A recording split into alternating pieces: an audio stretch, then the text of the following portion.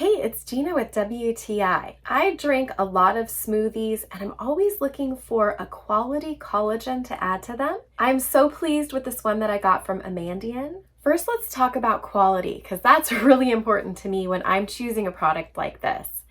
This collagen is from the skin of wild-caught fish. Now, if you've ever seen anything about farm-raised fish, you know why I prefer wild caught. And I'm not worrying about there being any hormones or antibiotics in it that is really going to be detrimental to my health.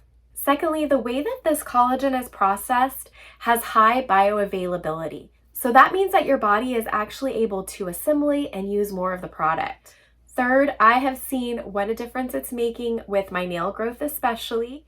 I work in the garden and I hand wash all of our dishes without gloves on, and it really takes its toll on my nails, but I've noticed that they're getting stronger and longer, and that makes me so happy. I generally just use the collagen in a smoothie, and that blends up really well. It's completely flavorless, but also I was really impressed at how well it integrated into other liquids. Now, I did the opposite of what's recommended, which is that you put the powder in first and then pour a liquid on top of it.